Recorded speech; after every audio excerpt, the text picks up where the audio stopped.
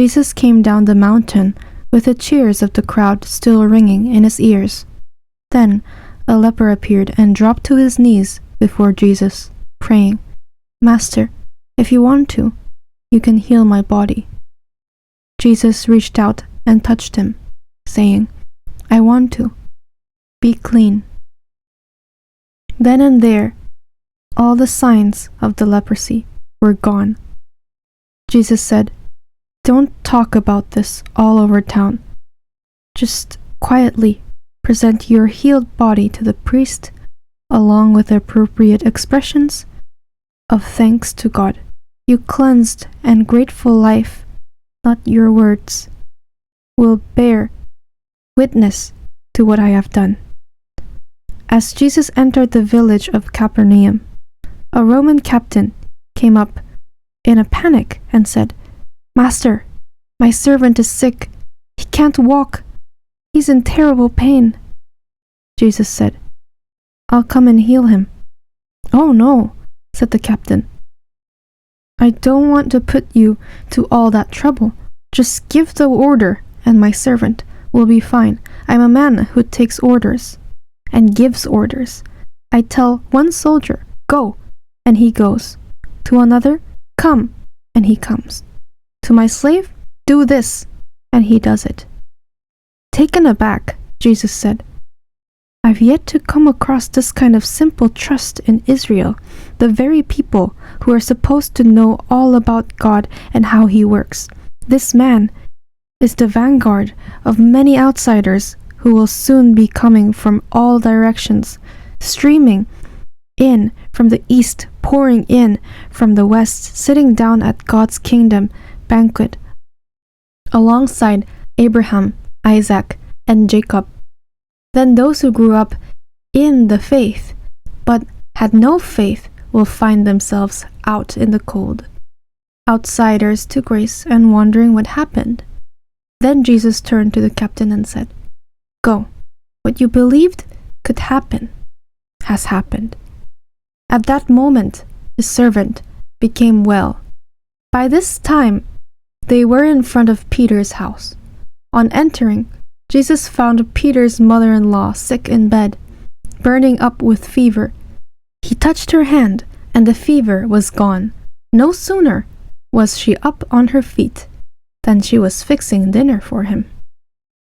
That evening, a lot of demon-afflicted people were brought to him. He relieved the inwardly tormented.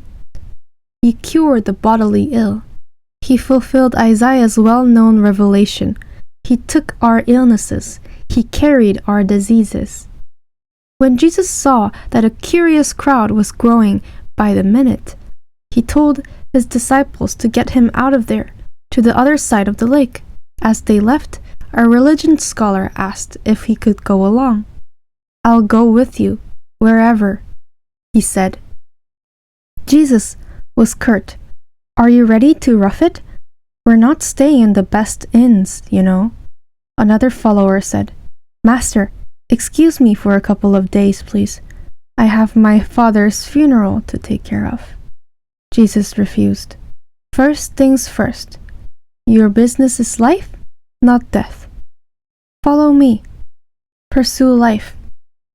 Then he got in the boat, his disciples with him. The next thing they knew, they were in a severe storm. Waves were crashing into the boat, and he was sound asleep.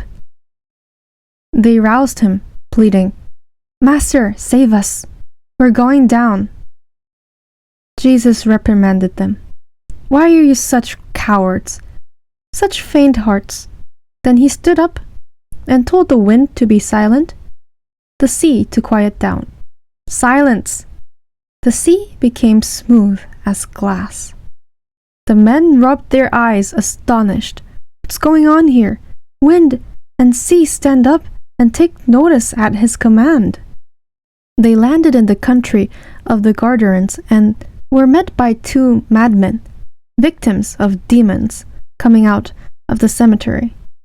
The man had terrorized the region for so long that no one considered it safe to walk down that stretch of road anymore. Seeing Jesus, The madmen screamed out, "What business do you have giving us a hard time? You're the Son of God. You weren't supposed to show up here yet." Off in the distance, a herd of pigs were grazing and rooting.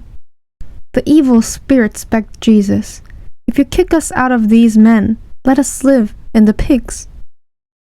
Jesus said, "Go ahead, but get out of here." Crazed, the pigs stampeded over a cliff into the sea and drowned, scared to death. The swineherds bolted. They told everyone back in town what had happened to the madmen and the pigs. Those who heard about it were angry about the drowned pigs. A mob formed and demanded that Jesus get out and not come back.